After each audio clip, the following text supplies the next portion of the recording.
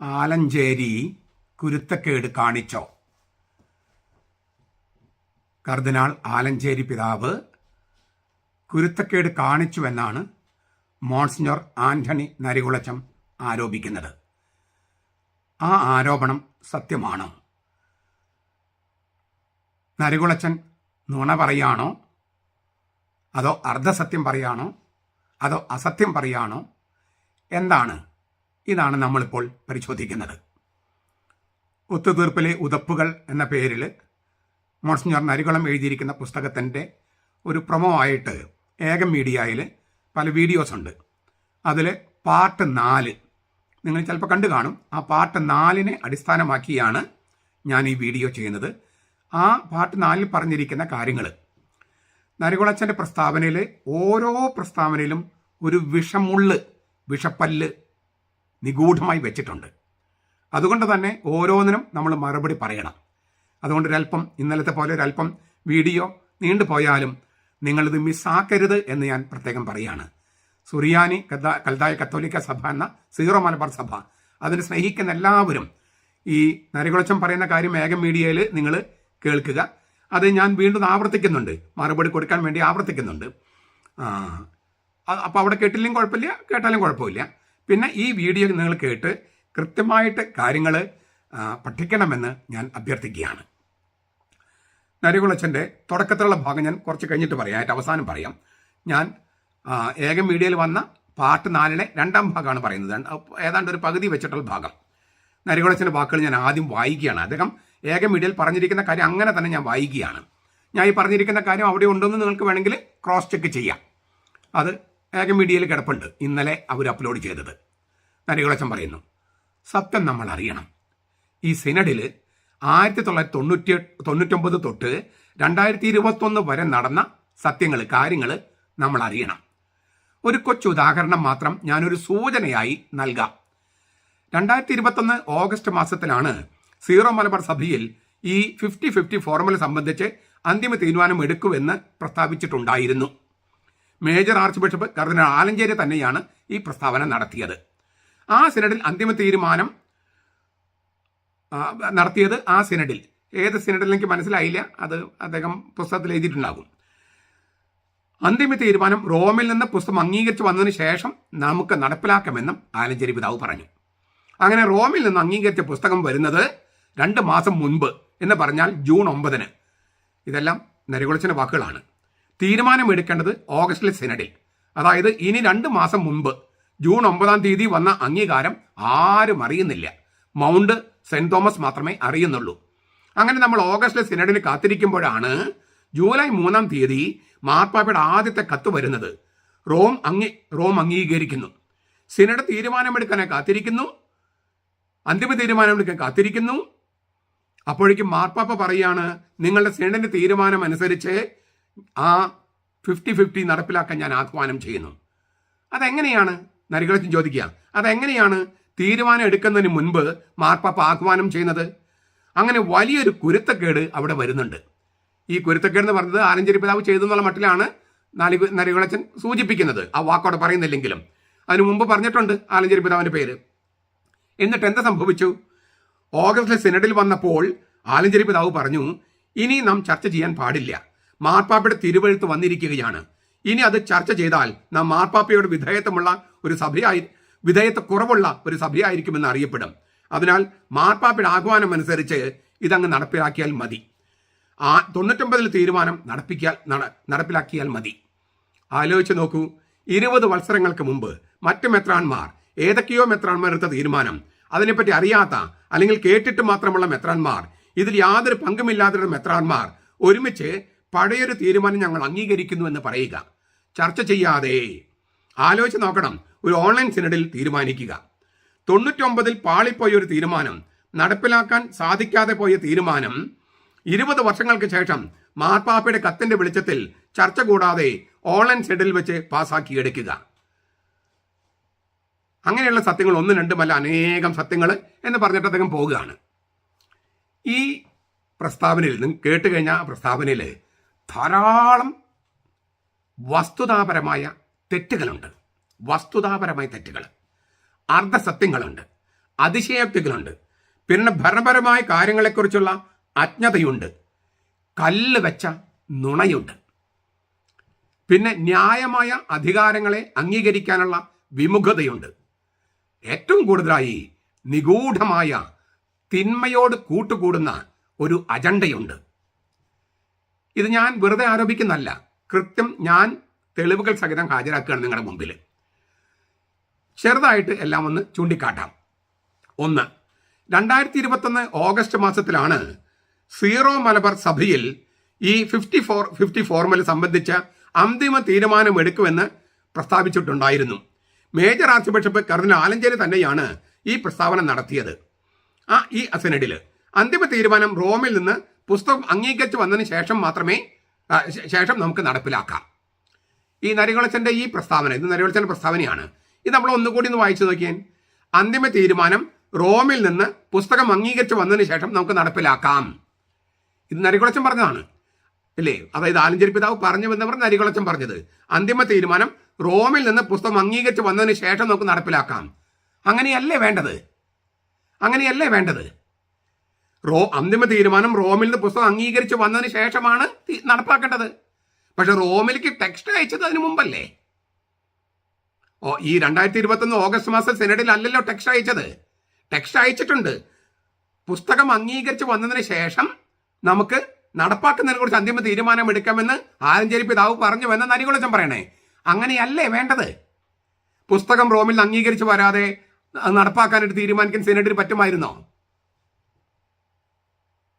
ഈ തക്സയുടെ അംഗീകാരം റോമിൽ നിന്ന് അംഗീകരിച്ച് വരാതെ അത് നടപ്പിലാക്കാൻ തീരുമാനിക്കാൻ മെത്രാൻ സെനഡിന് പറ്റുമായിരുന്നോ? പക്ഷേ റോമായിൽ ടെക്സ്റ്റ് അയച്ചത്, ഈ തക്സ അയച്ചത് 2021 സെനഡിൽ തീരുമാനിച്ചിട്ടാകാം എന്ന് ആലഞ്ചേരി പിതാവ് പറഞ്ഞിട്ടുണ്ടായിരുന്നോ? ഇല്ല. ആലഞ്ചേരി പിതാവ് പറഞ്ഞത് റോമിൽ തക്സ അംഗീകരിച്ച് വന്നതിന് ശേഷം അന്തിമ തീരുമാനം നടപ്പാക്കാം. റോമിൽ തക്സ സമർപ്പിച്ചിട്ടുണ്ട്. അതിന് അംഗീകാരം വന്നതിന് ശേഷം അതിനകത്ത് എന്താണ് തെറ്റ്? എന്താണ് അതിൽ തെറ്റ്? ഇനി വീണ്ടും നരികുളച്ചൻ്റെ വാക്കുകളിലേക്ക്. അങ്ങനെ റോമിൽ നിന്ന് അംഗീകരിച്ച പുസ്തകം വരുന്നത് 2 മാസം മുമ്പ് എന്ന് പറഞ്ഞാൽ ജൂൺ 9, അതായത് 2021 ജൂൺ 9. ഈ മോൺസിൻ നരികുളത്തിൻ്റെ ഈ വാക്കുകൾ വീണ്ടും നമ്മൾ ശ്രദ്ധിച്ച് കേൾക്കണം. റോമിൽ നിന്ന് അംഗീകരിച്ച പുസ്തകം വന്നു. അംഗീകരിച്ച തക്സ, കുർബാന തക്സ എന്ന് വെച്ചാൽ നമ്മൾ കുർബാന ചൊല്ലുന്ന ആ പുസ്തകം, അച്ഛന്മാർ ഉപയോഗിക്കുന്ന പുസ്തകം. അതിനകത്ത് എപ്പോൾ കുമ്പിടണം, എങ്ങനെ കുമ്പിടണം, എപ്പോൾ കൈ ഉയർത്തണം, എത്ര ഉയർത്തണം, അങ്ങനെ എല്ലാ കാര്യങ്ങളും എഴുതിയിട്ടുള്ള തക്സ. ആ തക്സ അതാണ് റോമിൽ അംഗീകരിച്ചു വന്നു. അതായത് 2021 ജൂൺ 9 2020 ജൂൺ 9 ഇദ്ദേഹം പറയാണ്, ആര്? നരികുളച്ചൻ പറയാണ്, റോമിൽ നിന്ന് തക്സയ്ക്ക് അംഗീകാരം കിട്ടി.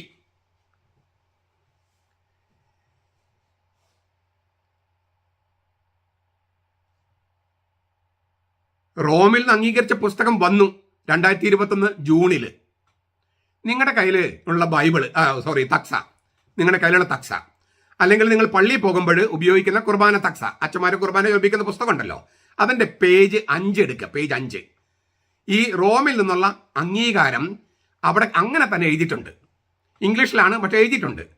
അതിന് താഴെ സാന്ദ്രി പിതാവ് പൗരത്വ തിരുസംഘത്തിൻ്റെ കാര്യാലയത്തിൻ്റെ പ്രീഫെക്ട് ഒപ്പുവെച്ചിട്ടുണ്ട്. അദ്ദേഹത്തിൻ്റെ സെക്രട്ടറി ഒപ്പുവെച്ചിട്ടുണ്ട്. അത് നമ്മൾ കുർബാന ചൊല്ലുന്ന തക്സയിൽ പ്രിന്റ് ചെയ്ത് നൽകിയിട്ടുണ്ട്. ഏത് കോടതി പോയിട്ട് നിങ്ങൾക്ക് വേണമെങ്കിൽ ചോദ്യം ചെയ്യാം. അപ്പോൾ 2021 ജൂൺ 9 ഈ റോമിൽ നിന്ന് പുസ്തകം അംഗീകരിച്ചു വന്നുവെന്ന് നരികുളച്ചൻ പറയുന്നു. ആ അംഗീകാരം അങ്ങനെ തന്നെ നമ്മുടെ തക്സിൽ പ്രിന്റ് ചെയ്തിട്ടുണ്ട്. ഏത് കാനൻ ലോയുടെ കാനൻ നിയമത്തിലെ ഏത് വകുപ്പ് പ്രകാരമാണ് ഇതൊക്കെ നൽകിയിരിക്കുന്ന കാനൻ നമ്പറും അവിടെ എഴുതിയിട്ടുണ്ട്. കാനൻ നിയമത്തിൽ നമ്പർ അവിടെ എഴുതിയിട്ടുണ്ട്. അപ്പൊ നരികുളം അച്ഛനോട് എൻ്റെ ചോദ്യം ഇതാണ്, ഈ തക്സ റോമായിൽ സമർപ്പിച്ചത് മെത്രാന്മാർ ചർച്ച ചെയ്യാതെയാണോ? മെത്രാന്മാരുടെ തീരുമാനമില്ലാതെയാണോ ഈ തക്സ റോമിൽ സമർപ്പിച്ചത്? തക്സ അംഗീകരിച്ച് തീരുമാനം വന്നത് 2021 ജൂൺ 9. അത് നരികുളച്ചൻ സമ്മതിക്കുന്നുണ്ട്. ഈ തക്സ റോമിൽ സമർപ്പിച്ചത് മെത്രാന്മാർ ചർച്ച ചെയ്യാതെയാണോ? മെത്രാന്മാരുടെ അംഗീകാരം തീരുമാനമില്ലാതെയാണോ? മെത്രാന്മാർ പലതവണ ചർച്ച ചെയ്തുവെന്നും തീരുമാനമെടുത്തുവെന്നും ലിറ്റർജി കമ്മീഷന്റെ ചെയർമാനായ തോമസ് ഇളവനാൽ പിതാവ് മെത്രാന്മാരുടെ സിനഡിൽ ഒരു അംഗം ഉള്ളിലൊരു വ്യക്തിയാണ് മെത്രാന്മാർ സിനഡിൽ അംഗം. ലിറ്റർജിയുടെ ഏറ്റവും ഉത്തരവാദിത്തപ്പെട്ട വ്യക്തി രേഖാമൂലം നമ്മെ അറിയിച്ചിരിക്കുന്നത് എന്താണെന്ന് നമുക്കിപ്പോൾ നോക്കാം. നിങ്ങളുടെ കയ്യിലുള്ള തക്സയിൽ അത് എഴുതിയിട്ടുണ്ട്. നിങ്ങളുടെ കയ്യിലുള്ള ആ ചെറിയ പുസ്തകമല്ല, ഈ അച്ഛന്മാർ ഉപയോഗിക്കുന്ന പുസ്തകം. ചിലപ്പോൾ ചെറിയ പുസ്തകത്തിൽ നിന്നും കാണും, ഞാൻ ചെറിയ പുസ്തകം കണ്ടിട്ടില്ല. അപ്പോൾ കുർബാന തക്സയിൽ, നിങ്ങളുടെ പള്ളിയിൽ ഉപയോഗിക്കുന്ന കുർബാന തക്സയിൽ പള്ളി പോകുമെന്ന് ചോദിക്കുക, അച്ഛാ കുർബാന തക്സ എന്ന് തന്നേൻ, എന്നിട്ട് അതിന് 8ാമത്തെ പേജ് ഒന്ന് എടുക്കുക, 2ാമത്തെ പാരഗ്രാഫ് തൊട്ട് വായിക്കുക. ഇനി കുർബാന തക്സ ഇല്ലാത്തവർക്ക് വേണ്ടി ഞാൻ ആ ടെക്സ്റ്റ് ഒന്ന് വായിക്കുകയാണ്. അതായത് ലിറ്റർജി കമ്മീഷന്റെ ചെയർമാൻ, അതായത് ഈ ലിറ്റർജിയെ സംബന്ധിച്ച് ഏറ്റവും ഉത്തരവാദിത്തപ്പെട്ട വ്യക്തി മെത്രാൻ, ഇളവനാൽ പിതാവ് മെത്രാനച്ചൻ, അത് രേഖാമൂലം എഴുതി അതിന് ചരിത്രം മുഴുവൻ നമ്മൾ അറിയിച്ചിട്ടുണ്ട്. ആ ചരിത്രത്തിലൂടെ നമുക്ക് ജസ്റ്റ് ഒന്ന് പോകാം. അതായത് ഈ തക്സ മെത്രാമാർ അനേക പ്രാവശ്യം ചർച്ച ചെയ്ത് അനേക പ്രാവശ്യം തിരുത്തലുകൾ വരുത്തി റോമിൽ സമർപ്പിച്ചു. റോമിൽ അംഗീകാരം കിട്ടിയതാണ് 2021 ജൂൺ 9 ഞാൻ അതുകൊണ്ട് തക്സ എല്ലാവരുടെ കയ്യിൽ ഇല്ലെങ്കിൽ അവർക്ക് വേണ്ടി ഞാനതൊന്ന് ജസ്റ്റ് ഒന്ന് വായിക്കുകയാണ്. നിങ്ങളുടെ തക്സയിലുള്ള ഒരു പാരഗ്രാഫ് ഞാനൊന്ന് വായിക്കുകയാണ്.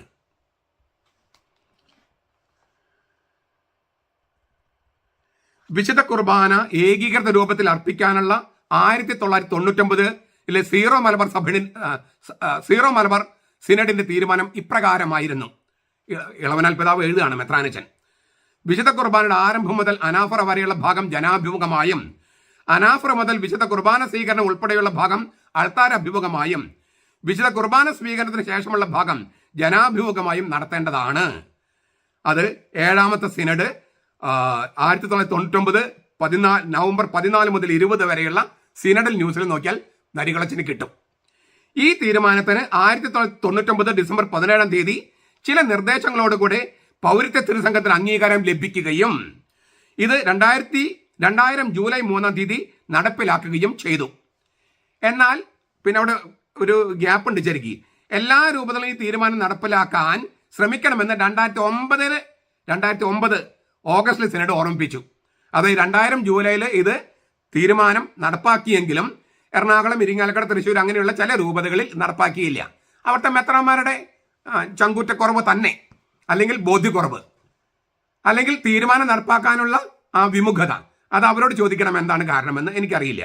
ഏതായാലും എറണാകുളം, അങ്കമാലി, ഇരിങ്ങാലക്കുട, തൃശ്ശൂർ രൂപതകളിലൊന്നും നടപ്പാക്കിയില്ല, മറ്റു രൂപതകൾ നടപ്പാക്കി. അതുകൊണ്ട് ഈ 2000 തീരുമാനം നടപ്പാക്കണമെന്ന് 2009 ഓഗസ്റ്റ് സിനഡ് ഓർമ്മിപ്പിച്ചു. 2013 ഓഗസ്റ്റ് മാസത്തിൽ സിനഡ് വിശുദ്ധ കുർബാന നവീകരണമായി മുന്നോട്ട് പോകാൻ ലിറ്റർജി കമ്മീഷനോട് നിർദ്ദേശിച്ചു. 2014 ജനുവരിയിൽ സിനഡ് എല്ലാ മെത്രാന്മാരോടും നവീകരണം സംബന്ധിച്ച നിർദ്ദേശങ്ങൾ ലിറ്റർജി കമ്മീഷൻ അറിയിക്കാൻ ആവശ്യപ്പെട്ടു. ലഭിച്ച നിർദ്ദേശങ്ങളെല്ലാം ലിറ്റർജി കമ്മീഷൻ ക്രോഡീകരിച്ച് 2015 ഓഗസ്റ്റ് സിനഡിൽ അവതരിപ്പിച്ചു. കുർബാന തക്സയുടെ നവീകരണം സംബന്ധിച്ച് എല്ലാ രൂപതകളിലെയും വൈദികരുടെ പ്രതിനിധികളും സന്യസ്ത പ്രതിനിധികളും ദൈവശാസ്ത്ര ആരാധനക്രമ പണ്ഡിതരും ഉൾക്കൊള്ളുന്ന zero Malabar central liturgical committee ചർച്ച ചെയ്ത് അഭിപ്രായങ്ങൾ സമർപ്പിക്കുകയുണ്ടായി. 2010 ആ സെൻട്രൽ ലിറ്റർജിക്കൽ കമ്മീഷനിൽ നരികുളച്ചൻ മെമ്പർ ആയിരുന്നു, ഓർക്കണം. 2017 ജനുവരിയിൽ സിനഡ് ആവശ്യപ്പെട്ടതനുസരിച്ച് സെൻട്രൽ ലിറ്റർജിക്കൽ കമ്മിറ്റി വീണ്ടും ചർച്ച ചെയ്ത് അഭിപ്രായങ്ങൾ സമാഹരിച്ചു. ഇതിന്റെ എല്ലാം വെളിച്ചത്തിൽ ഒരു ഡ്രാഫ്റ്റ് കരട് രൂപം 2017 ഓഗസ്റ്റിൽ സിനഡിൽ അവതരിപ്പിച്ചു. അപ്പോൾ ഈ മെത്രാന്മാരൊന്നും അവിടെ ജീവനോട് ഉണ്ടായിരുന്നില്ലേ? നരികുളച്ചൻ പറഞ്ഞത് 99 സിനഡിലെ തീരുമാനം മെത്രാന്മാർ അറിയാതെ ഏതോ മെത്രാന്മാർ തീരുമാനിച്ചത്, എവിടെയോ തീരുമാനിച്ചത് ആരും അറിയാതെ നടപ്പാക്കിയെടുത്തു. എന്തൊരു കല്ലുവെച്ച നുണയാണത്. ഇതെല്ലാം രേഖാമൂലം ഉള്ള സംഗതികളല്ലേ പറയുന്നത്. ഞാൻ രേഖകൾ പരിശോധിച്ചിട്ടാണ് എന്ന് പറയുന്നു നരികുളച്ചൻ. അത് നുണയല്ലേ? രേഖകൾ ഇങ്ങനെയാണ് പറയുന്നത്.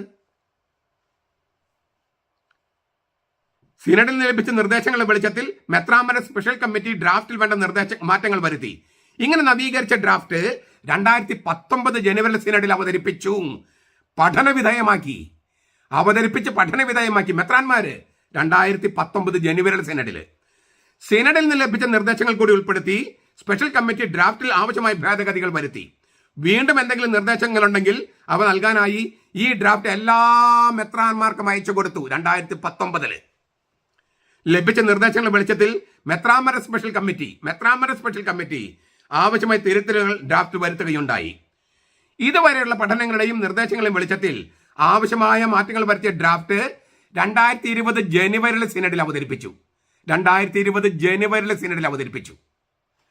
സിനഡ് ചില ഭേദഗതികളോടെ ഡ്രാഫ്റ്റ് അംഗീകരിക്കുകയും പരിശുദ്ധ സിംഹാസനത്തിനുള്ള അംഗീകാരത്തിനായി കുർബാന തക്സ അയക്കാൻ നിർദ്ദേശിക്കുകയും ചെയ്തു. വീണ്ടും മെത്രാമര special committee major archbishop George Alencherry അധ്യക്ഷതയിൽ കൂടി കുർബാന തക്സ അന്തിമമായി പരിശോധിച്ചു. അതിനുശേഷം 2020 ജൂലൈ 10 പരിശുദ്ധ സിംഹാസനത്തിന് അംഗീകാരത്തിനായി കുർബാന തക്സ മേജർ ആർച്ച് ബിഷപ്പ് അയച്ചു കൊടുത്തു. ഇതിന് മറുപടിയായി പൗരത്വ സഭകൾക്ക് വേണ്ടിയുള്ള കോൺഗ്രിഗേഷൻ കുർബാന തക്സ അംഗീകരിച്ച് കൽപ്പന പുറപ്പെടുവിച്ചു. അതാണ് നരികുളച്ചൻ പറഞ്ഞത് 2021 ജൂൺ 9 ഈ തക്സ കുർബാന പുസ്തകം അംഗീകരിച്ച റോമിൽ നിന്ന് അംഗീകാരം കിട്ടിയെന്ന്. ഇത്രയും ചർച്ചകൾ നടന്നിട്ടാണ് നരികുളച്ചൻ പറയുന്നത് ഏതോ മെത്രാമാര് എവിടെയോ കേട്ടുകേൾവിയുള്ള ഒരു തീരുമാനം, 99 തീരുമാനം ഇപ്പോഴത്തെ മെത്രാമാര് ആരും അറിയാതെ അങ്ങ് ഒപ്പിച്ചെടുത്തുവെന്ന്. അതെന്തൊരു നുണയാ, കല്ല് വെച്ച നുണയാ. നമ്മളിപ്പോൾ വായിച്ച ഘട്ടത്തിന്റെ രത്നം ചുരുക്കം എന്താണ്? 1999 സിനഡിൽ തീരുമാനം. എന്തുകൊണ്ട് 99 തീരുമാനം എടുത്തെന്ന് ഞാൻ കുറച്ച് കഴിഞ്ഞ് ഒന്നുകൂടി പറയാം. 2009, 2013, 2014, 15, 17 2 പ്രാവശ്യം, 19, 20 ജനുവരി, 2020 ജൂലൈ, 2021 ജൂണിൽ അംഗീകാരം. എത്ര പ്രാവശ്യമാണ് മെത്രാന്മാരുടെ സിനഡിൽ ഇത് ചർച്ച ചെയ്തിരിക്കുന്നത്? 99 തീരുമാനം, 2009 വീണ്ടും, 2013, 2014, 2015, 2017, 2019, 2020 ജനുവരി, 2020 ജൂലൈ, 2021 ജൂണിൽ 9 അംഗീകാരം. ഇത്രയും സ്ഥലത്ത് ചർച്ച ചെയ്ത് തീരുമാനിച്ചിട്ടാണ് ഈ നരികുളച്ചൻ പറയുന്നത്. അതായത് ഈ റോമിൽ നിന്ന് അംഗീകരിച്ച പുസ്തകം വരുന്നത് 2 മാസം മുമ്പ്, അതായത് ജൂൺ 9 ഓഗസ്റ്റ് മാസത്തിൽ തീരുമാനം എടുക്കാൻ ഇരിക്കുകയായിരുന്നു 2021. അതിനു മുമ്പ് എങ്ങനെയാണ് റോമിൽ നിന്ന് അംഗീകാരം വരിക? അതിനു മുമ്പ് എങ്ങനെയാണ് ജൂലൈ മാസത്തിൽ മാർപ്പാപ്പയുടെ കത്ത് വരിക എന്ന് ചോദിക്കുന്നത്. 2021 ഓഗസ്റ്റിൽ തീരുമാനം എടുക്കാൻ ഇരിക്കുമ്പോൾ എങ്ങനെ അതിന് 2 മാസം മുമ്പ് ഇത് അംഗീകരിച്ചു വന്നു? എങ്ങനെ മാർപ്പാപ്പ കത്തെഴുതുന്നതാണ്? എന്തെന്നാലും ഉത്തരം പറയുക. ഇത്രയും ചർച്ചകൾ ചെയ്തപ്പോൾ ഈ കമ്മിറ്റികൾക്ക് വർക്ക് ചെയ്ത നരികുളച്ചൻ ഉണ്ടായിരുന്നില്ലേ? ഈ മെത്രാമാരെല്ലാം ഇത്രമാത്രം ചർച്ച ചെയ്യുന്ന കാര്യം അവിടെ എഴുതിയിട്ടില്ലേ? ഈ ഇത്രയും മെത്രാമാരെ മുഴുവൻ ഇല്ലേ സംശയത്തിന്റെ മുന്നിൽ നിർത്തുക ഒരു ഉത്തരവാദിത്തപ്പെട്ട സ്ഥലത്ത് ഇരുന്ന ഒരാൾക്ക് ചേരുന്നതാണോ? അതും അവരെ സംശയത്തിന്റെ മുന്നിൽ നിർത്താൻ നുണകള് സത്യമായിട്ട് അവതരിപ്പിക്കുന്നത് ഒരു മര്യാദ പോലും ഇല്ലല്ലോ. സാധാരണ മര്യാദ പോലും നരികുളച്ചൻ കാണിച്ചിട്ടില്ലല്ലോ. ഇനി വീണ്ടും നരികുളച്ചന്റെ വാക്കുകൾ. തീരുമാനമെടുക്കേണ്ടത് ഓഗസ്റ്റ് സിനഡിൽ, അതായത് ഇനി 2 മാസം. അതിനു മുമ്പ് ഈ ജൂൺ 9 വന്ന അംഗീകാരം ആരും അറിയുന്നില്ല. മൗണ്ട് തോമസ് മാത്രമേ അറിയുന്നുള്ളൂ.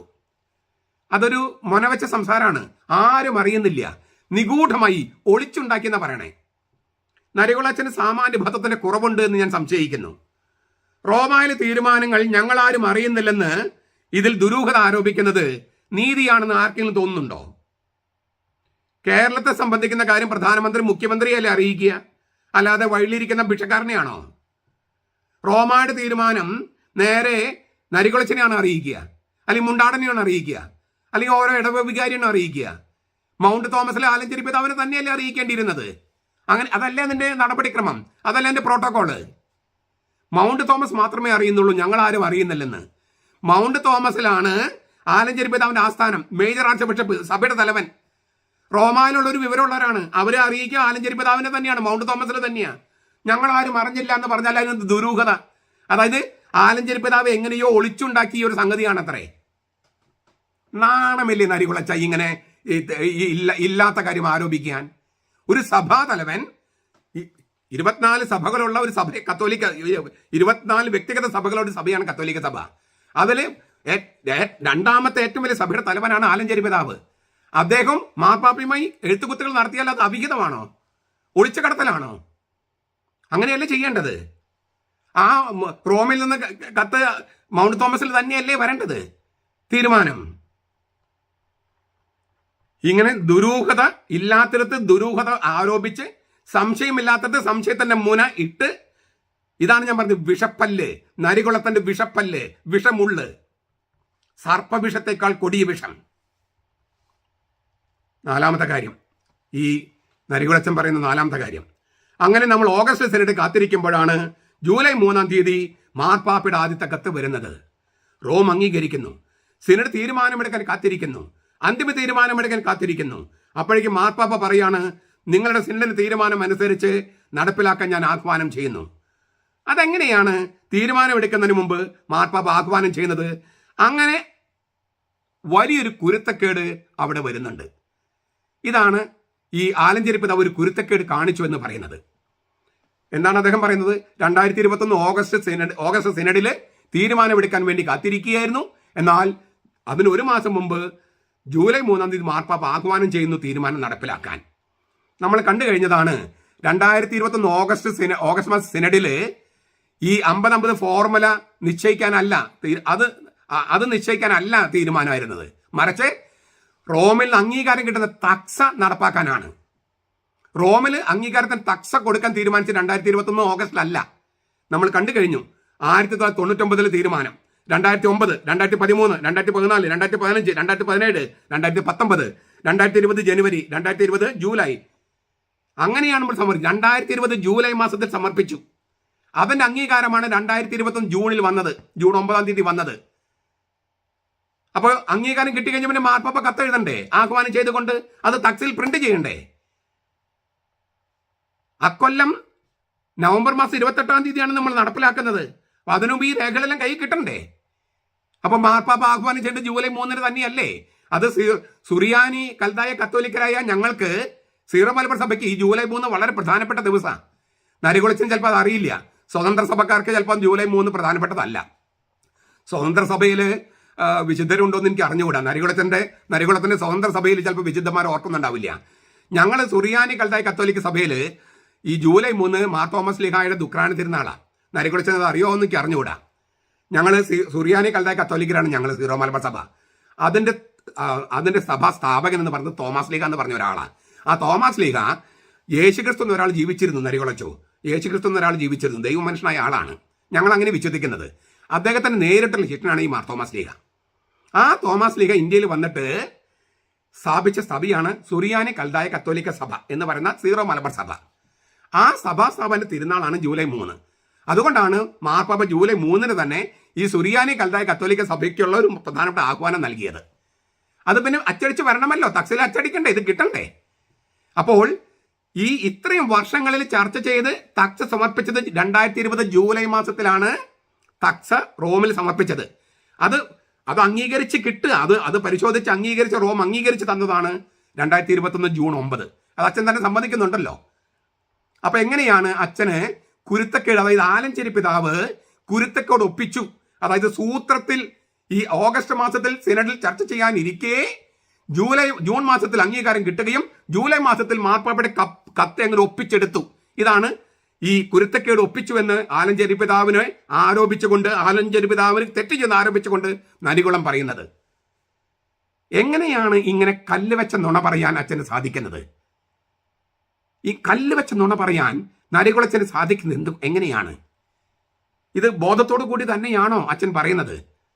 മാത്രമല്ല ഇത് എഴുതി വെച്ചിരിക്കുകയാണല്ലോ, ഇപ്പോൾ പുസ്തകത്തിൽ എഴുതി വെച്ചിരിക്കുക. ശരിക്കും പറഞ്ഞാൽ ഭയങ്കര ആനന്ദമുണ്ട് എനിക്ക്, വളരെ ആനന്ദമുണ്ട്. കാരണം ഇതുവരെ നിങ്ങൾ എന്താ പറയുക, അറിവില്ലായ്മ കൊണ്ട് ചെയ്യാന്നൊക്കെ ചിലപ്പോൾ വിചാരിച്ചിരുന്നു. ഇപ്പം നിങ്ങളത് എഴുതി വെക്കുമ്പോൾ അതിൻ്റെ അർത്ഥം എന്താണ്? നിങ്ങൾ ബോധപൂർവമാണ് പിശാചിന്റെ പക്ഷത്ത് നിലയുറപ്പിക്കുന്നത് എന്നാണ്. ഈ 2021 ഓഗസ്റ്റ് മാസം സിനഡിൽ എന്താ ചെയ്തെന്ന് ഞാൻ കഴിഞ്ഞ ദിവസം പറഞ്ഞു, മിനിഞ്ഞാന്ന് പറഞ്ഞു. അറിയാൻ വേണ്ടി ഒന്നുകൂടി പറയുകയാണ്. അതായത് ഈ 2020 ജൂലൈയിൽ സമർപ്പിച്ച തക്സയിൽ നമ്മൾ കൃത്യം റിച്വൽസ് എഴുതിയിട്ടുണ്ടായിരുന്നില്ല. അതായത് വചനഭാഗം, വചന ശുശ്രൂഷ ജനാഭിമുഖമായും അനാഫറ ദൈവോന്മുഖമായും പിന്നെ ദിവ്യകാരണം കഴിഞ്ഞുള്ളത് ജനാഭിമുഖം ചൊല്ലണമെന്ന് കൃത്യം മറ്റേ എഴുതിയിട്ടുണ്ടായിരുന്നില്ല. 99 എഴുതിയിരുന്നു, 99 മുതൽ എഴുതിയിരുന്നു. 2020 സമർപ്പിച്ച തക്സയിൽ എഴുതിയിരുന്നില്ല. അപ്പോൾ 1999 തീരുമാനം, മെത്രാമന തീരുമാനം, ആ തക്സയിൽ പ്രിന്റ് ചെയ്ത തീരുമാനം ഈ തക്സയിലും പ്രിന്റ് ചെയ്യണമെന്ന് റോമിൽ നിന്ന് ആവശ്യപ്പെട്ടിരുന്നു എന്ന് 2020 നവംബർ 9. അതായത് 2020 ജൂലൈയിലാണല്ലോ നമ്മൾ തക്സ സമർപ്പിച്ചത്. 2020 ജൂലൈയിലാണ് തക്സ സമർപ്പിച്ചത് റോമിൽ. അപ്പോൾ അവർ പരിശോധിച്ചു കൊണ്ടിരിക്കുമ്പോൾ നവംബർ 2 ഒരു കത്ത് കിട്ടി. പൗരത്യ തിരുസംഘത്തിന്റെ കാര്യാലയത്തിൽ നിന്ന് മെത്രാന്മാർക്ക് ഒരു കത്ത് കിട്ടി. എന്താണ്? അതങ്ങനെ തന്നെ എഴുതണം. അതായത് വചനശുശ്രൂഷ ജനാഭിമുഖമായിട്ടാണെന്നും പിന്നെ നിങ്ങൾ മുമ്പ് എഴുതിയിട്ടുള്ളതാണ് 99 തീരുമാനം നമ്മൾ വായിച്ചു. ആ തീരുമാനം ഈ തക്സയിലും എഴുതണമെന്ന് റോമിൽ നിന്ന് നിർദ്ദേശം വന്നു നവംബറിൽ. 2020 നവംബറിൽ 2021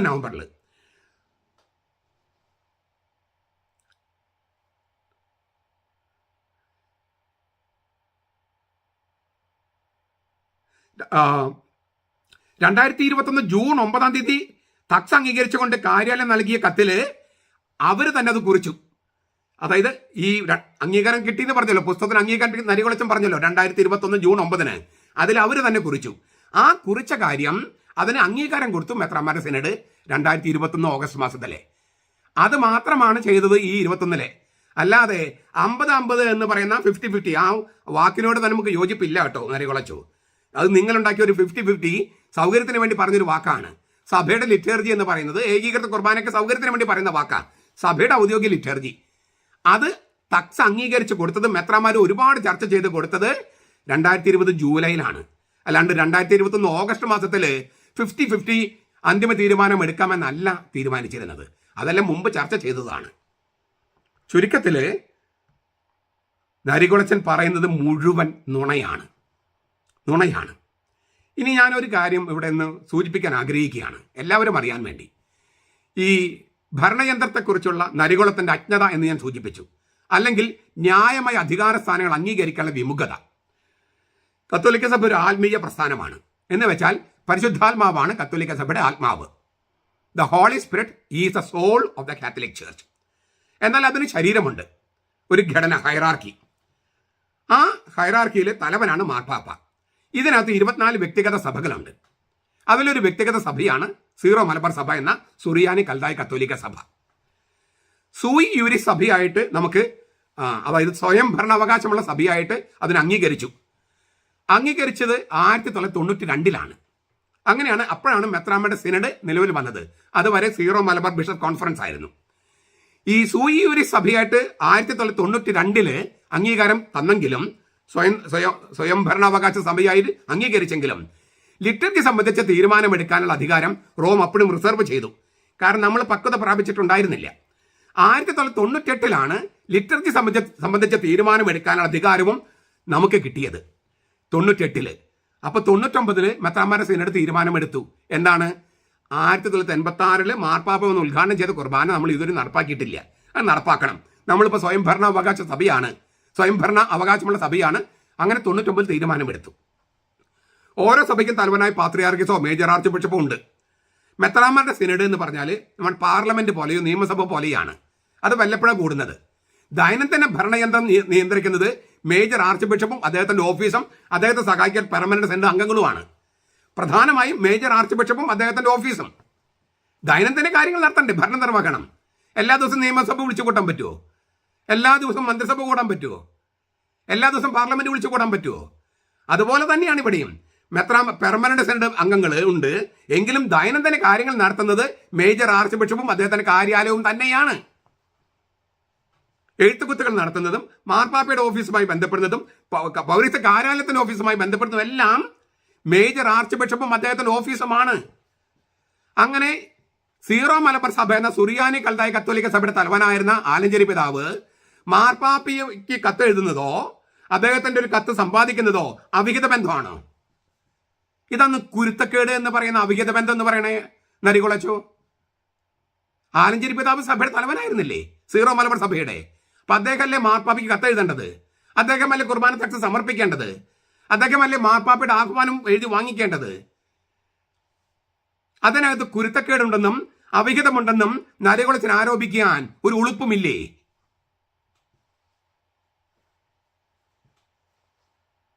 പിന്നെ നരികുളം അച്ഛന് കാര്യം അറിയാം, മറ്റുള്ളവർക്ക് അറിയുമെന്ന് അറിഞ്ഞുകൂടാ. മാർപ്പാപ്പ നേരിട്ടങ്ങ് പോയി ബന്ധപ്പെടാനും കഴിയില്ല. അതിനൊരു പ്രോട്ടോകോൾ ഉണ്ട്, നടപടിക്രമമുണ്ട്. അത് പാലിച്ച് ഔദ്യോഗികമായി മാർപ്പാപ്പയിൽ നിന്ന് കത്ത് സമ്പാദിക്കുന്നത് നല്ല കാര്യമല്ലേ? സഭാ നേതാവായിരുന്ന ആലഞ്ചേരി പിതാവ് തന്നെയല്ലേ അത് ചെയ്യേണ്ടിയിരുന്നത്?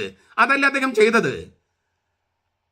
അതിന്റെ ഹ്രസ്വ ചരിത്രമല്ലേ തക്സയിലൂടെ നാം അറിയിച്ചിരിക്കുന്നത് രേഖാമൂലം. അതിലൊക്കെ തെറ്റണമെങ്കിൽ കോടതി പോകണം. അല്ലാതെ മീഡിയത്തിൽ വന്നിരുന്ന ഏകം മീഡിയയിൽ വന്നിരുന്ന നുണ തന്നെ തള്ളരുത്. നരികുളച്ചു അതൊന്നല്ല പ്രശ്നം. ഇഷ്ടമില്ലാത്ത അച്ചി തൊട്ടതൊക്കെ കുറ്റം. അതാണ് പ്രശ്നം. ആലഞ്ചേരി പിതാവിനെ മോർഷൻ നരികുളമോ വിമത വൈദികരോ സഭയുടെ തലവനായി അംഗീകരിക്കുന്നില്ല. അതിലൂടെ സീറോ മലബാർ സഭയുടെ മെത്രാന്മാരുടെ തീരുമാനത്തെ അവർ നിരാകരിക്കുന്നു. ആലഞ്ചേരി പിതാവ് ഒരു ദിവസം സുപ്രഭാതത്തിൽ വന്ന കസേരയിലിരുന്നതല്ല. സീറോ മലബാർ സഭയുടെ മെത്രാന്മാർ തീരുമാനിച്ചതും മാർപ്പാപ്പ നിയമിച്ചതുമാണ്. ആ മെത്രാന്മാരുടെ തീരുമാനത്തെയും മാർപ്പാപ്പയുടെ നിയമനത്തെയുമാണ് നരികുളമച്ചനും മുണ്ടാടനച്ചനും വിമത വൈദികരും അംഗീകരിക്കാത്തത്. അതുകൊണ്ട് തന്നെ നരികുളമച്ചൻ കത്തോലിക്കനാണോ എന്ന് സംശയമുണ്ട്. എനിക്ക് നരികുളമച്ചൻ കത്തോലിക്കനാണോ എന്ന് സംശയമുണ്ട്. കാരണം സീറോ മലബാർ സഭയുടെ മെത്രാന്മാരുടെ തീരുമാനവും മാർപ്പാപ്പയുടെ നിയമനവും ഒക്കെ അംഗീകരിക്കാത്ത ഒരാള് എങ്ങനെ കത്തോലിക്കനായിട്ടിരിക്കും? ഈ കാരണം കൊണ്ട് തന്നെയാണ് അവർ കുർബാനയിൽ ഇവരുടെ പേരുകളൊന്നും പറയാത്തത്. ഈ ശ്ലൈഹിക പിന്തുടർച്ചയിൽ യേശുക്രിസ്തുവിൽ നിന്ന് അപ്പസ്തോലന്മാരിലൂടെ മെത്രാന്മാരിലൂടെ വന്ന ആ ശ്ലൈഹിക പിന്തുടർച്ചയിലാണ് നമുക്ക് കുർബാന ലഭിച്ചത്. മാർപ്പാപ്പയുടെയും മെത്രാന്മാരുടെയും മേജർ ആർച്ച്ബിഷപ്പിന്റെയും പേര് പറയാതിരിക്കുമ്പോൾ നിങ്ങൾ ആ ശ്ലൈഹിക പിന്തുടർച്ചയാണ് നിരാകരിക്കുന്നത്. ആ കൗദാശിക പിന്തുടർച്ചയാണ് നിരാകരിക്കുന്നത്. ശ്ലൈഹിക പിന്തുടർച്ച നിരാകരിക്കുന്നവർ കത്തോലിക്കരല്ല. കൗദാശിക പിന്തുടർച്ച നിരാകരിക്കുന്നവർ, നിഷേധിക്കുന്നവർ കത്തോലിക്കരല്ല. നരികുളമച്ചൻ കത്തോലിക്കനല്ല. നരികുളച്ചൻ കത്തോലിക്കനല്ല. കത്തോലിക്കർ ആരും അദ്ദേഹത്തെ വിശ്വസിക്കരുത്. വീണ്ടും നരികുളച്ചന്റെ വാക്കുകളിലേക്ക് ആലോചിച്ച് നോക്കൂ. 20 സംവത്സരങ്ങൾക്ക് മുമ്പ് മറ്റ് മെത്രാന്മാർ, ഏതൊക്കെയോ മെത്രാന്മാർ എടുത്ത തീരുമാനം, ഇതിനെപ്പറ്റി അറിയാത്ത അല്ലെങ്കിൽ കേട്ടിട്ട് മാത്രമുള്ള മെത്രാന്മാർ, ഇതിൽ യാതൊരു പങ്കുമില്ലാതിരുന്ന മെത്രാന്മാർ ഒരുമിച്ച് പഴയ തീരുമാനം ഞങ്ങൾ അംഗീകരിച്ചു എന്ന് പറയുക, ചർച്ച ചെയ്യാതെ ആലോചിച്ച് നോക്കണം. ഒരു ഓൺലൈൻ സൈഡിൽ തീരുമാനിക്കുക. ഈ പ്രസ്ഥാനം മുഴുവൻ തെറ്റാണെന്ന് നിങ്ങൾക്ക് ബോധ്യമായിട്ടുണ്ടാവും. ഞാൻ ഇതിന്റെ ആവർത്തിക്കണം, മൂന്നാമത്തെ വട്ടം ആവർത്തിക്കണോ? 99, 2013, 2014, 2017, 2020, ഇങ്ങനെ 2019, 2020 2 പ്രാവശ്യം, ഇത്രയും പ്രാവശ്യം ചർച്ച ചെയ്ത കാര്യത്തെയാണ് വളരെ തെറ്റായ രീതിയിൽ നരികുളച്ച് അവതരിപ്പിച്ചിരിക്കുന്നത്. 20 വത്സരങ്ങൾക്ക് മുമ്പ് 99 ഏതോ മെത്രാന്മാർ കേട്ടുകേൾവിയുള്ള തീരുമാനം ഇപ്പോഴത്തെ മെത്രാന്മാർ ചർച്ച ചെയ്യാതെ തീരുമാനിച്ചു അത്രേ. മെത്രാന്മാർക്ക് ചങ്കൂറ്റമുണ്ടെങ്കിൽ നരികുളച്ചനെ വിളിച്ച് വിശദീകരണം ചോദിക്കുകയും നാളെ പുറത്താക്കുകയും വേണം കത്തോലിക്ക സഭയിൽ നിന്ന്. നിങ്ങൾ ഇത്രമാത്രം ചർച്ച ചെയ്ത് തീരുമാനിച്ച തീരുമാനത്തെയാണ് പരസ്യമായി വെല്ലുവിളിച്ച് കത്തോലിക്ക സഭയ്ക്ക് മൊത്തത്തിലും സീറോ മലബാർ സഭയ്ക്ക് പ്രത്യേകമായും നാണക്കേട്, നുണകൾ ഒന്നിനു പുറകെ ഒന്നായിട്ട് വെച്ച് കെട്ടി സഭയെ മുഴുവൻ നാട്ടിക്കുന്നത്. സീറോ മലബാർ സഭയ്ക്ക് ഏതെങ്കിലും ഒരു കാനൽ ഉണ്ടെങ്കിൽ, മെത്രാന്മാർക്ക് ചങ്കൂറ്റമുണ്ടെങ്കിൽ നാളെ തന്നെ വിശദീകരണം ചോദിക്കണം. ഇതൊരു കത്തോലിക്കന് ചേർന്ന സംഗതിയാണോ? കത്തോലിക്ക സഭയുടെ ഭരണ സംവിധാനത്തിന് ചേർന്ന രീതിയാണോ? വീണ്ടും നരികുളച്ചൻ 5ാമത്തെ കാര്യം പറയാണ്. 99 പാളിപ്പോയൊരു തീരുമാനം, നടപ്പിലാക്കാൻ സാധിക്കാതെ പോയൊരു തീരുമാനം 20 വത്സരങ്ങൾക്ക് ശേഷം മാർപ്പാപ്പയുടെ കത്തിന്റെ വെളിച്ചത്തിൽ ചർച്ച കൂടാതെ ഓൺലൈൻ സിനഡിൽ വെച്ച് പാസാക്കി എടുക്കുക. മോൺസിഞ്ഞോർ നരികുളം, മോൺസിഞ്ഞോർ വിളിക്കണമെന്ന് അറിഞ്ഞൂടെ, കത്തോലിക്കനല്ലെന്ന് ഞാൻ പ്രഖ്യാപിച്ചു കഴിഞ്ഞു. ഇങ്ങനെ പരസ്യമായി പ്രഖ്യാപിച്ചതും പ്രസ്താവിച്ചതൊക്കെ ഒരു പുസ്തക രൂപത്തിൽ പ്രസാദനം ചെയ്തത് വളരെ നന്നായി. കാരണം 2021 തീരുമാനം വന്നപ്പോൾ കോവിഡിനെ വകവയ്ക്കാതെ വൈദികർ ലോഹം മടക്കി കുത്തി തെരുവിലിറങ്ങി, അങ്ങനെ കത്തോലിക്ക സഭയ്ക്ക് പോലും പരിചിതമില്ലാത്ത അക്രമ മാർഗങ്ങളിലൂടെ കോവിഡിനെ വകവയ്ക്കാതെ തെരുവിലിറങ്ങി ലോഹയ്ക്ക് മടക്കിക്കുത്തി. അത് ആരുടെ പ്രേരണയാലാണ് എന്ന് ഞങ്ങൾക്ക് ഊഹമുണ്ടായിരുന്നു. പക്ഷെ ഇപ്പോൾ ഉറപ്പായി അങ്ങാണ് അതിന്റെ പുറകിൽ. അവരിൽ വിഷം കുത്തിവെച്ചത് അങ്ങാണ്. കാരണം അങ്ങ് തന്നെ പറയാണ്, 20 വർഷങ്ങൾക്ക് മുമ്പ് നടപ്പിലാക്കാൻ പറ്റാതെ പോയ തീരുമാനം മെത്രാന്മാർ അറിവില്ലാതെ സൂത്രത്തിൽ ചർച്ച കൂടാതെ ഓൺലൈൻ സൈഡിൽ വെച്ച് പാസ്സാക്കി എടുക്കുക എന്ന് എനിക്കറിയില്ലായിരുന്നത് ആരാണ് ഈ ക്യാപ്സൂളുമായിട്ട് വരുന്നത് എൻ്റെ വീഡിയോയിലെ കമന്റുകൾ ഇടാൻ. അങ്ങാണ് എഴുതി കൊടുത്തതെന്ന് ഞങ്ങൾക്കിപ്പോൾ മനസ്സിലായി. അങ്ങാണ് ഇതിന്റെ പുറകിലെന്ന് ഞങ്ങൾക്ക് ബോധ്യമായി. നന്നായി ഈ പുസ്തകം എഴുതിയതും ഈ വീഡിയോയിൽ വന്ന് പറഞ്ഞതും. ഇത്രമാത്രം ചർച്ച ചെയ്ത കാര്യം പോട്ടെ, അതൊക്കെ തമസ്കരിക്കുക. മാർപ്പാപ്പയുടെ കത്തിന്റെ വെളിച്ചത്തിൽ തീരുമാനമെടുത്തില്ലേ? ഇനി മാർപ്പാപ്പ ഏതായാലും കത്ത് വന്നു, അത് നമുക്ക് തീരുമാനം നടപ്പാക്കുക എന്നല്ലേ സാമാന്യ ബോധമുള്ളവർ ചെയ്യുക. നടപടിക്രമങ്ങൾ തെറ്റിച്ചിട്ടുണ്ടെങ്കിൽ പോലും ആ നടപടിക്രമം തെറ്റിച്ചെന്ന ഒരു തെറ്റൊന്നും സംഭവിച്ചിട്ടില്ല, ഇല്ലെന്ന് ഞാൻ തെളിയിച്ചു കഴിഞ്ഞു. ഇനി വാദത്തിന് വേണ്ടി അംഗീകരിക്കുക തെറ്റ് സംഭവിച്ചു. അതിന് പ്രൊപ്പോർഷൻ ആയിട്ടുള്ള ഒരു പ്രതിഷേധമായിരുന്നു നിങ്ങൾ എറണാകുളത്ത് ചെയ്തത്, ആണോ? എന്തു വലിയ നുണയാണ് ഈ നരികുളച്ച ഈ പ്രസ്താവന. ആശയക്കുഴപ്പം സൃഷ്ടിക്കാൻ വേണ്ടി തീർത്തും നുണയായ കാര്യം സത്യമായി അവതരിപ്പിക്കുന്ന പൈശാചിക തന്ത്രമല്ലേ അങ്ങ് ചെയ്യുന്നത്? 99 തീരുമാനം, 2009, 2013, 2014, 2015, 2017, 2019, 2020 2 പ്രാവശ്യം, ഇത്ര പ്രാവശ്യം ചർച്ച ചെയ്ത് 2020 ജൂലൈയിൽ റോമയിൽ സമർപ്പിച്ച ആ മെത്രാന്മാരുടെ തീരുമാനപ്രകാരമുള്ള തക്സ, അതിനെയാണ് അങ്ങ് പറയുന്നത് ഒരു ഓൺലൈൻ സിനഡിൽ 2021 ചർച്ച ചെയ്യാതെ മെത്രാന്മാർ അറിയാതെ ആലഞ്ചേരി പിതാവ് സൂത്രത്തിൽ ഒപ്പിച്ചെടുത്തു എന്ന് പറയാൻ അങ്ങേക്ക് ഉളുപ്പ് തോന്നുന്നില്ലേ?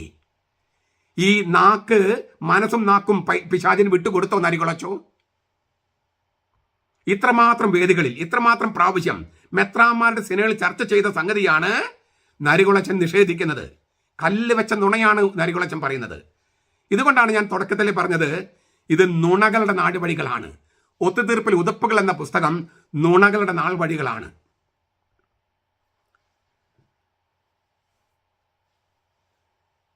ഇനി ഞാൻ ഒരു 6ാമത്തെ കാര്യം പറയാം. ഇങ്ങനെയുള്ള സത്യങ്ങൾ എങ്ങനെ, ഇപ്പോൾ നരികുളച്ചൻ പറയുന്നത് ആലഞ്ചേരി പിതാവ് സൂത്രത്തിൽ ഒരു കുരുത്തക്കേട് കാണിച്ച് സംഘടിപ്പിച്ചു, അത് മുഴുവൻ നുണയെന്ന് നമ്മൾ പറഞ്ഞു കഴിഞ്ഞു, തെളിയിച്ചു കഴിഞ്ഞു. അങ്ങനെയുള്ള സത്യങ്ങൾ, അതായത് നരികുളച്ചൻ പറയുന്ന തരത്തിൽ സത്യങ്ങൾ 1, 2 അനേകം സത്യങ്ങൾ ഈ സിനഡിൽ നടന്ന കാര്യം ഈ പുസ്തകത്തിൽ ഞാൻ സൂചിപ്പിച്ചിട്ടുണ്ട്. എന്തിനാണ്? ലക്ഷ്യം ഇതാണ്, നമ്മൾ സത്യം അറിയണം. അറിയുക മാത്രമല്ല, സത്യം ജീവിക്കാനെ പഠിക്കുകയും വേണം. തെറ്റുകൾ വന്നിട്ടുണ്ടെങ്കിൽ തിരുത്താൻ നാം തയ്യാറാകണം. 50-50 ഫോർമലി എതിർക്കുന്ന ആളല്ല ഞാൻ. സത്യം പറഞ്ഞാൽ എതിർക്കുന്ന ആളല്ല ഞാൻ. സത്യം പറഞ്ഞാൽ നരികുളച്ചൻ്റെ വാക്കുകളാണ്. കാരണം ആ രീതിയിൽ 15 വർഷത്തോളം കുർബാന ചൊല്ലിയ ആളാണ് ഞാൻ. അതല്ല എൻ്റെ പ്രശ്നം. എൻ്റെ പ്രശ്നം നമ്മൾ മനസാക്ഷിയോട് കൂറ് പുലർത്തണം, സത്യത്തോട് കൂറ് പുലർത്തണം. നിങ്ങൾ ആ വീഡിയോ ഇതിലൊന്ന് കണ്ടോളോ. അതിൻ്റെ ആമുഖത്തിൽ ഈ പറഞ്ഞ സംഗതി ഞാൻ ആമുഖത്തിൽ അദ്ദേഹം പറയുന്നുണ്ട്. അപ്പോൾ ഞാൻ ആമുഖത്തിലേക്ക് ഇന്ന് പോകുകയാണ്. ഈ വാട്സാപ്പ് ഗ്രൂപ്പുകളിൽ എൻ്റെ അറിവിൽ, നരികുളച്ചൻ്റെ അറിവിൽ 10, 20, 25 ഗ്രൂപ്പുകളിൽ ഓരോ ദിവസവും നടന്നതും നടക്കാത്തതും സത്യവും അസത്യവുമായിട്ടുള്ള ഓരോന്നും ഇങ്ങനെ പടച്ചു വിട്ടുകൊണ്ടിരിക്കുകയാണ്.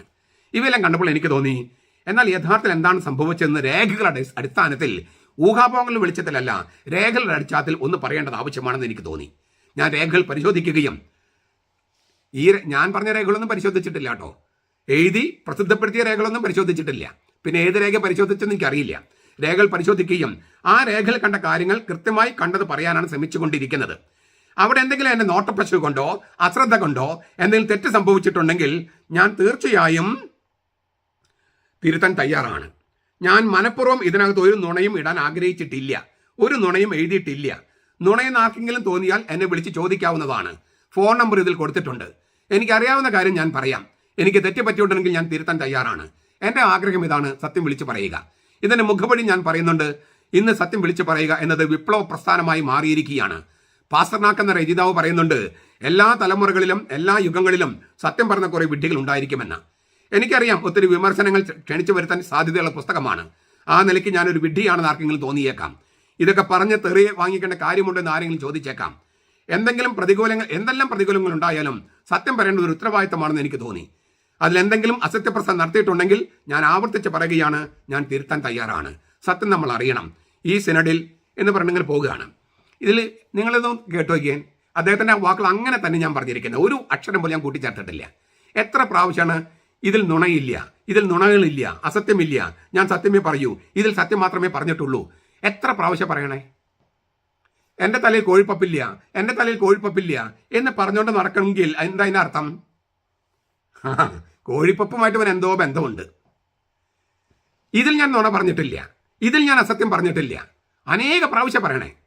അപ്പോൾ 2-3 പ്രശ്നങ്ങൾ അതിനകത്തുണ്ട്. ഒന്ന്, ഇതിൽ നുണ പറഞ്ഞിട്ടില്ലെന്ന് പറഞ്ഞാൽ ഞാൻ നുണകൾ പറയുന്ന ആളാണ്. ഇതിൽ പക്ഷെ നുണ പറഞ്ഞിട്ടില്ലെന്ന എൻ്റെ ബോധ്യം. അങ്ങനെ കുറേ പ്രാവശ്യം പറഞ്ഞിരിക്കുന്നു. അപ്പോൾ അതിൻ്റെ പ്രശ്നം എന്താണ്? നമ്മൾ പറയുന്ന ചില കാര്യങ്ങൾ നുണയും ചില കാര്യങ്ങൾ സത്യവുമാണെങ്കിൽ അല്ലേ ഇത് സത്യമാണ് ഇത് നുണയല്ല എന്നൊക്കെ പറയേണ്ടി വരണേ? നമ്മൾ പറയുന്ന എല്ലാ കാര്യം സത്യമാണെങ്കിൽ ഞാൻ നുണ പറയില്ല, നുണ പറയേണ്ട എന്ന കാര്യമില്ലെന്ന് പറയേണ്ട കാര്യമുണ്ടോ? നമ്മൾ പറയുന്ന ചില കാര്യങ്ങൾ സത്യവും ചില കാര്യങ്ങൾ നുണയാണെങ്കിലാണ് പറയേണ്ടത് ഇത് സത്യമാണ് ഇത് നുണയാണ്. അപ്പൊ ഇത് ഇങ്ങനെ ഇടയ്ക്കിടയ്ക്ക് ഇത് സത്യമാണെന്ന് പറയുമ്പോൾ അതിനർത്ഥം അതിനകത്ത് ഒരുപാട് നുണകളുണ്ടെന്നാണ്. കാരണം സത്യം പറയുന്ന ആള് ഞാൻ സത്യം പറയുന്നത് ആവർത്തിച്ച് പറയേണ്ട കാര്യമില്ല. എല്ലാ സത്യം എല്ലാവരോടും വിളിച്ച് പറയേണ്ട കാര്യമില്ല. പക്ഷെ പറയുന്നതൊക്കെ സത്യമായിരിക്കണം. അങ്ങനെ നിലപാടാണ് ഉള്ളതെങ്കിൽ അച്ഛൻ എങ്ങനെ ഒരു എത്ര പ്രാവശ്യം 5-8 പ്രാവശ്യമാണ് ഇത് നുണയല്ല എന്ന് പറഞ്ഞുകൊണ്ടിരിക്കണു. നുണയല്ല എന്ന് അദ്ദേഹത്തിന് പറയേണ്ടി വരുന്നതിന് കാരണം ഉള്ളിലെ മനസാക്ഷി കുത്താണ്. നുണയാണ്. എന്നാലും എനിക്കൊരു നിഗൂഢ അജണ്ടയുണ്ട്. അത് നിവൃത്തിയാക്കാൻ ഞാൻ നുണയല്ല എന്ന് പറഞ്ഞുകൊണ്ടിരിക്കണം. അതാണ് പിശാചിന്റെ തട്ടിപ്പ്. ആ പിശാചിന്റെ തട്ടിപ്പിലാണ് നരികുളച്ച് വീണിരിക്കുന്നത്. അച്ഛൻ്റെ പുസ്തകത്തെ വിമർശിക്കൊന്നുമല്ല ഞാൻ. വിമർശിക്കേണ്ട കാര്യം എനിക്കില്ല. എനിക്ക് അച്ഛനോട് വല്ല വൈരാഗ്യമുണ്ടോ? ഞാൻ അച്ഛനെ നേരിട്ട് കണ്ടിട്ടുണ്ടോ? വ്യക്തിപരമായിട്ട് എനിക്ക് അച്ഛനോട് വിഷമമുണ്ടോ? ഒന്നുമില്ല. പക്ഷേ സീറോ മലബാർ സഭ എന്ന സുറിയാനി കത്തോലിക്ക സഭയെ നശിപ്പിക്കാൻ അച്ഛൻ ഇറങ്ങി തിരിച്ചാൽ എൻ്റെ രക്തം തിളയ്ക്കുക മാത്രമല്ല, ഞാൻ കർത്താവിന് മുമ്പിൽ ഉത്തരവാദിയാണ് അച്ഛൻ പറയുന്ന നുണകളെ പൊളിച്ചടക്കാൻ. അതിന് കർത്താവിനെ നിയമിച്ചിരിക്കുക. അച്ഛനോട് വ്യക്തിപരമായിട്ട് എന്തെങ്കിലും വൈരാഗ്യം എനിക്കുണ്ടോ? അച്ഛൻ എനിക്ക് വല്ല ദോഷം ചെയ്തിട്ടുണ്ടോ? ഇല്ല. സുറിയാനി കത്തോലിക്ക സഭ എന്ന സീറോ മലബാർ സഭയെ, അതിൻ്റെ മെത്രാന്മാരെ, അതിൻ്റെ തലവനായ മേജർ ആർച്ച് ബിഷപ്പിനെ, പിന്നെ ഏറ്റവും വലിയ തലവനായ മാർപ്പാപ്പ, അതിനപ്പുറത്ത് കർത്താവ്, ഇവരെയൊക്കെ മോശമായി ചിത്രീകരിച്ചാൽ കയ്യും കെട്ടിയിരിക്കാൻ പറ്റില്ല ഒരു കത്തോലിക്കനും. പ്രത്യേകിച്ച് അതിന് നിയമിക്കപ്പെട്ട ആളാണ് ഞാൻ. ആര് നിയമിച്ചു? കർത്താവ് പരിശുദ്ധാത്മാവിന്റെ അഭിഷേകത്താൽ. അതുകൊണ്ടാണ് പറയുന്നത്. ഇത് അച്ഛൻ്റെ പുസ്തകത്തെക്കുറിച്ചുള്ള വിമർശനമല്ല. പുസ്തകം കണ്ടിട്ടില്ലല്ലോ, പുസ്തകം വായിക്കാൻ പോണല്ലേ ഉള്ളൂ. വായിച്ചിട്ട് ബാക്കി കഴിഞ്ഞാൽ പിന്നെ പറയാം. വിമർശനമല്ല, നുണയാണ് അച്ഛൻ എഴുതി വെച്ചിരിക്കുന്ന കാര്യം ലോകത്തോട് വിളിച്ചു പറയേണ്ടതുണ്ട്. കാരണം ഈ പാവപ്പെട്ട വിശ്വാസികള് അച്ഛൻ്റെ ഈ വാചകടി കേട്ട് അച്ഛൻ പറയുന്നതാണ് സത്യമെന്ന് വിചാരിച്ച് നുണകൾ സത്യമായി വിശ്വസിച്ച് പോകാൻ സാധ്യതയുണ്ട്. അത് തടയുക മാത്രമാണ് എനിക്ക് ലക്ഷ്യമുള്ളൂ. ഇനി ഞാൻ പറഞ്ഞതാണ് സത്യമെന്ന് തെളിയിക്കാൻ ഞാൻ രേഖകൾ നിങ്ങളുടെ മുമ്പിൽ ഹാജരാക്കി. നിങ്ങളുടെ മുമ്പിൽ തന്നെ രേഖയുണ്ട്. നിങ്ങളുടെ പള്ളി പോയി അച്ഛൻ്റെ കയ്യിലുള്ള തക്സ എടുത്തിട്ട് 8-9 പേജുകൾ വായിച്ചാൽ ഞാൻ പറഞ്ഞ കാര്യങ്ങൾ അവിടെ കിടപ്പുണ്ട്. അത് മാത്രം കണ്ടാലും മതിയാകും ഈ നരികുളച്ചൻ പറയുന്നത് മുഴുവൻ നുണയാണ് എന്ന് തെളിയിക്കാൻ. പിന്നെ ഒരു കാര്യം കൂടിയുണ്ട്. ഇങ്ങനെ നുണയല്ല സത്യമാണ് എന്ന് പറഞ്ഞുകൊണ്ടിരിക്കുമ്പോൾ അതിനകത്തൊരു പ്രശ്നം കൂടിയുണ്ട്. അതായത് ഒരു ചൊല്ലുണ്ട്, മുദ്രാവാക്യങ്ങൾക്ക് ശക്തി കൂടുമ്പോൾ അതിന് പുറകിലുള്ള സത്യത്തിന് ബലക്ഷയമുണ്ട്. നാളെ സൂര്യൻ ഉദിക്കും എന്ന് പറയേണ്ട കാര്യമില്ല. പതുക്കെ പറഞ്ഞാലും മതി. നാളെ സൂര്യൻ ഉദിക്കും എന്ന് പറയേണ്ട കാര്യമില്ല. ഈ നാളെ സൂര്യൻ ഉദിക്കും പറഞ്ഞില്ലെങ്കിലും കുഴപ്പമില്ല. കാരണം അത് നടക്കും എന്ന് വെച്ചാൽ അച്ഛനിങ്ങനെ ഒരുപാട് പ്രാവശ്യം നുണയല്ല എന്ന് ഇങ്ങനെ വിളിച്ചു പറയുമ്പോൾ അച്ഛൻ പറയുന്ന സത്യമുണ്ടെങ്കിൽ അതിന് ബലക്കുറവുണ്ട്. സത്യത്തിൽ അച്ഛൻ സത്യം പറയുന്നില്ല. അവിടെ നിന്ന് വീഴുന്ന കുറച്ച് കാര്യങ്ങൾ എടുത്തിട്ട് മൊത്തം ഒരു ആശയക്കുഴപ്പമുണ്ടാക്കി സീറോ മലബാർ സഭയിലെ മൊത്തം മെത്രാന്മാരെ നുണയന്മാരാണ് ഇല്ലേ എന്ന് സ്ഥാപിക്കാനുള്ള നിഗൂഢ താല്പര്യമാണ് അങ്ങയുടെ മനസ്സിലുള്ളത്. സീറോ മലബാർ സഭയിലെ മെത്രാന്മാർ മുഴുവൻ നുണയന്മാരാണ് എന്ന് വരുത്തി തീർക്കാനുള്ള ഒരു വലിയ നിഗൂഢമായ അജണ്ടയുടെ ഭാഗമാണ് അച്ഛനെ ചെയ്യുന്നത്. പിന്നെ സത്യം എന്ന വാക്കുകൊണ്ട് നരികുളച്ചൻ ഉദ്ദേശിക്കുന്നത് വിമതരുടെ സത്യം എന്നാണ്. വിമതരുടെ സത്യം അത് നുണയാണെന്നുള്ള കാര്യം നമുക്കറിയാം. നമ്മെ രേഖാമൂലം സത്യം അറിയിച്ചിരിക്കുന്ന ആളാണ് ഒന്ന് മാർപ്പാപ്പ, പിന്നെ ആലഞ്ചേരി പിതാവ്, പിന്നെ നമ്മുടെ സഭയുടെ മെത്രാന്മാര്. തീർച്ചയായിട്ടും നമ്മുടെ മെത്രാന്മാർക്ക് ചങ്കുറ്റക്കുറവുണ്ട്. അതായത് ഇങ്ങനൊരു പ്രശ്നം പരിഹരിച്ച് അവർക്ക് പരിചയമില്ലാത്തത് കൊണ്ടോ, ഇങ്ങനെ യുദ്ധം ചെയ്ത് പരിചയമില്ലാത്തത് കൊണ്ടോ, കാനഡ നടപ്പാക്കാനുള്ള ആ ചങ്കുറ്റക്കുറവ് കൊണ്ടോ നമ്മുടെ മെത്രാന്മാർക്ക് കുറച്ച് ദൗർബല്യമുണ്ട്. അത് ഞാൻ സമ്മതിക്കുന്നു. ഞാൻ തന്നെ പല പ്രാവശ്യം പറഞ്ഞിട്ടുണ്ട്. എങ്കിലും നമ്മുടെ മെത്രാന്മാർ ഇത്രമാത്രം പ്രാവശ്യം ചർച്ച ചെയ്ത് തീരുമാനിച്ചൊരു കാര്യം അങ്ങനെ അല്ല എന്ന് നരികുളച്ചൻ പറയുമ്പോൾ നമ്മുടെ മെത്രാന്മാരെ സംരക്ഷിക്കേണ്ടത് നമ്മുടെ എല്ലാവരുടെയും ചുമതലയാണ്. മെത്രാന്മാർക്ക് വേണ്ടി സംസാരിക്കേണ്ടത്, അവരുടെ ദൗർബല്യത്തിന് താങ്ങായി ബലം കൊടുക്കേണ്ടത് നമ്മുടെ ചുമതലയാണ്. നരികുളച്ചൻ നുണ പറഞ്ഞ് നമ്മുടെ മെത്രാന്മാർ നുണയന്മാരാന്ന് പറയുമ്പോൾ ആ നരികുളത്തന്റെ നുണയെ പൊളിച്ചടക്കേണ്ടത് നമ്മുടെ എല്ലാവരുടെയും ചുമതലയാണ്. നരികുളത്തെ പോലെ അസത്യത്തെ സത്യമാക്കാൻ നമ്മുടെ മെത്രാന്മാർ ശ്രമിച്ചിട്ടില്ല. നുണയെ സത്യമായി അവതരിപ്പിക്കാൻ അവർ ശ്രമിച്ചിട്ടില്ല. നരികുളമാണ് അത് ചെയ്തിരിക്കുന്നത്. മാത്രമല്ല മെത്രാന്മാർ രേഖാമൂലം ഒപ്പിട്ടാണ് അറിയിച്ചിരിക്കുന്നത്. ഏത് കോടതിയിലും വേണം ചോദ്യം ചെയ്യാം. അതിനാൽ നരികുളം അച്ഛൻ്റെ പുസ്തകം നുണകളുടെ നാൾ വഴിയാണ് എന്ന് ഞാൻ ഉറപ്പിക്കുന്നു. 2, ഈ ഒത്തുതീർപ്പിന്റെ ഉതപ്പുകൾ എന്ന ആ പേര് നരികുളത്തിന്റെ ജീവിതത്തിന് സ്വഭാവത്തിന് ചേരുന്നതാണ്.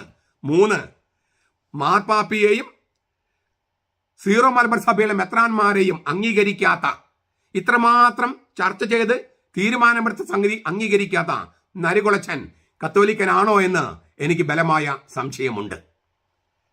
ഞാൻ ഇന്നലെ പറഞ്ഞതുപോലെ നരികുളച്ചന് സാമാന്യബോധം ഉണ്ടാകാനും അദ്ദേഹം ബോധോദയത്തിലേക്ക് വരാനും എത്ര വലിയ തിന്മയിലാണ്, പൈശാചിക ബാധയിലാണ്, ബന്ധനത്തിലാണ് അദ്ദേഹം കിടക്കുന്നതെന്ന് തിരിച്ചറിയാനും അങ്ങനെ മാനസാന്തരപ്പെട്ട് നല്ലൊരു കുമ്പസാരം കഴിക്കാനും അച്ഛന് വേണ്ടി നമുക്ക് പ്രാർത്ഥിക്കാം.